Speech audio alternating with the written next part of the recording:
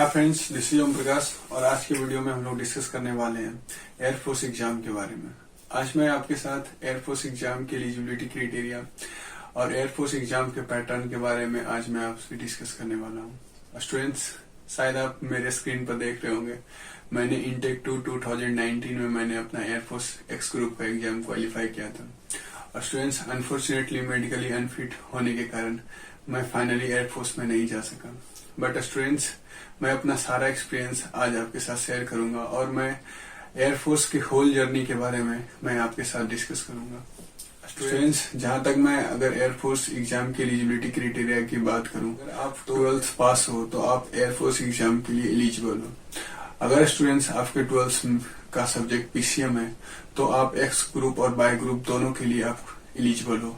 और अगर आपके 12th में पीसीएम नहीं है तो आप सिर्फ और सिर्फ बाय ग्रुप के लिए एलिजिबल हो। स्टूडेंट्स, अगर मैं बात करूं एक्स ग्रुप की, तो एक्स ग्रुप को टेक्निकल ट्रेड कहा जाता है और बाय ग्रुप को नॉन टेक्निकल ट्रेड कहा जाता है। अगर मैं आपके जॉब प्रोफाइल की बात करूं तो अगर आप इस एग्जाम को क्वालिफाई करते हो तो आपको एक एयरमैन की उपाधि मिलती है और आप एज ए एयरमैन एयरफोर्स में आप काम करोगे। और अगर आप एक्स ग्रुप को क्वालिफाई करते हो तो आप टेक्निकल एयरमैन कहलाओगे और अगर बाय ग्रुप को क्वालिफाई करते हो तो नॉन टेक्निकल एयरमैन कहलाओगे। स्टूडेंट्स, अगर मैं इसके सिलेबस की बात करूं तो एक्स एग्जाम को क्वालिफाई करने के लिए आपको फिजिक्स, मैथ्स और इंग्लिश पढ़ना पड़ेगा। और अगर आप बाय ग्रुप की एग्जाम को क्वालिफाई करना चाहते हो तो आपको इंग्लिश और रागा पढ़ना पड़ेगा। स्टूडेंट्स, रागा में आपका रीजनिंग, क्वांटिटेटिव एप्टीट्यूड्स और करंट अफेयर और कुछ एस्थेटिक्स, जीके के क्वेश्चन पूछे जाते हैं। स्टूडेंट्स, मैं अगर नंबर ऑफ क्वेश्चन की बात करूं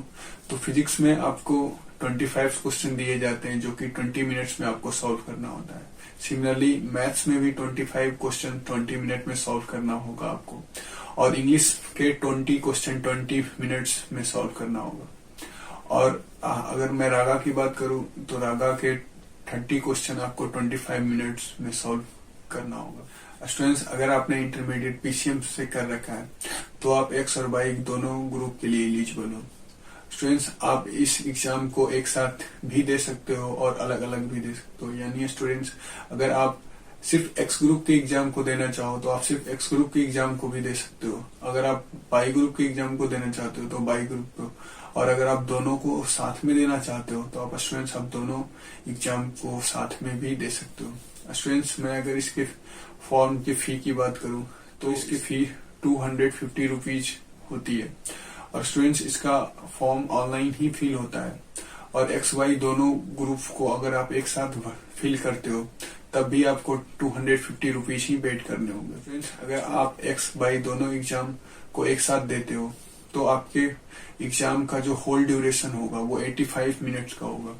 और अगर आप सिर्फ एक्स ग्रुप को देते हो तो आपका एग्जाम का जो टाइमिंग होगा वो 60 मिनट्स का होगा।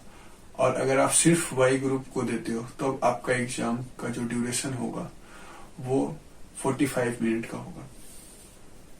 स्टूडेंट्स, अगर मैं एवरेज कट ऑफ की बात करूं तो एक्स ग्रुप का जो कट ऑफ जाता है, स्टूडेंट्स अगर मैं एवरेज कट ऑफ की बात करूं तो एक्स ग्रुप का कट ऑफ 35 to 45 मार्क्स के बीच में ही होता है और टोटल नंबर ऑफ क्वेश्चन 70 होते हैं।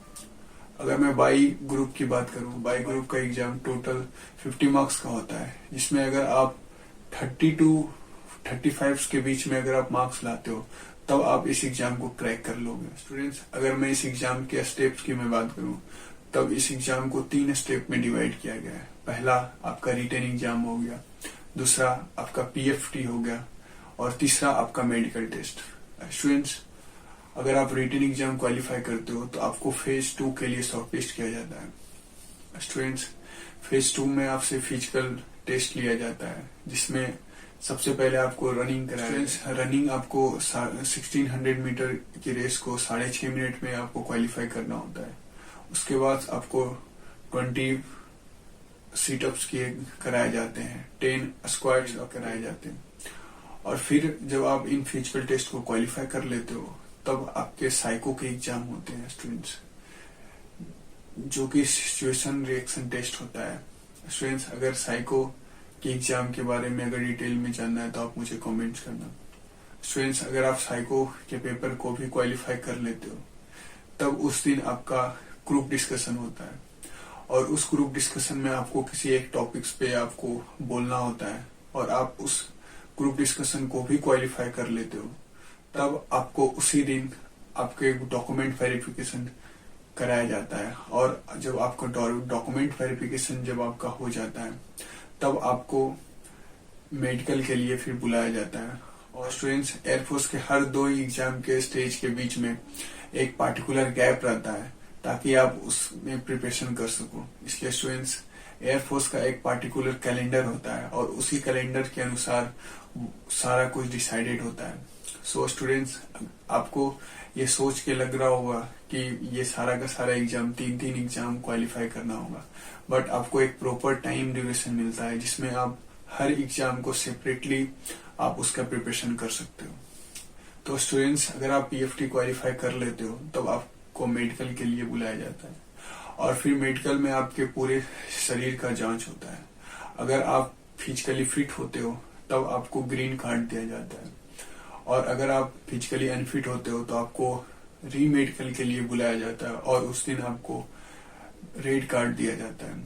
अगर री मेडिकल के दिन अगर आप क्वालिफाई हो जाते हो, तब फिर से आपको ग्रीन कार्ड दे दिया जाता है, और आप फाइनली एयरफोर्स में शॉर्टलिस्ट हो जाते हो। बट स्टूडेंट्स, अगर आपको री मेडिकल के दिन भी रेड कार्ड ही मिलता है, यानी कि आप मेडिकली फिट नहीं हो पाते, तब आपकी एयरफोर्स की जर्नी वहीं खत्म हो जाती है। स्टूडेंट्स, अगर आप इन सारे एग्जाम को क्वालिफाई कर लेते हो, तब आपका एक फाइनल मेरिट बनता है, जिसे हम लोग पीएसएल कहते हैं, और उस पीएसएल में उसी स्टूडेंट्स का नाम आता है। यानी अगर एग्जाम का कट ऑफ 35 गया है, तो पीएसएल में उन स्टूडेंट्स के नाम आएंगे जिनके मार्क्स एग्जाम में 39 आए हैं। स्टूडेंट्स, अगर आपने एग्जाम के कट ऑफ से 4 to 5 मार्क्स ज्यादा गेन किया है, तब आप अपने आप को पूरी तरह से सेफ जोन में आप मानना। और अगर आप बाउंड्री लाइन पे हो, तो कुछ स्टूडेंट्स को वेटिंग लिस्ट में भी रखा जाता है, और कुछ स्टूडेंट्स फाइनली एयरफोर्स ज्वाइन नहीं कर पाते हैं, तब वेटिंग लिस्ट वाले स्टूडेंट्स को ये सारा स्टेप एयरफोर्स एग्जाम का ही है।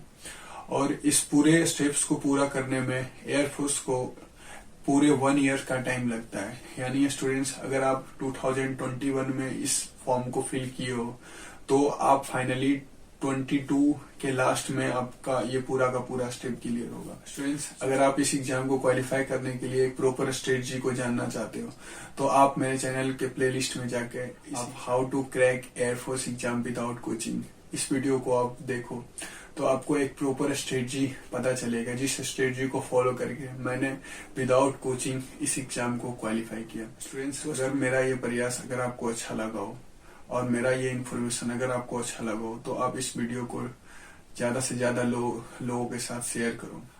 स्टूडेंट्स, अगर मेरे वीडियो में आपको कुछ कमी आई हो, तो आप मुझे कमेंट्स करो, ताकि मैं उसे इम्प्रूव कर सकूं। और स्टूडेंट्स, अगर आप मेरे चैनल पे पहली बार आए हो, तो आप मेरे चैनल को लाइक करो, शेयर करो एंड सब्सक्राइब करो।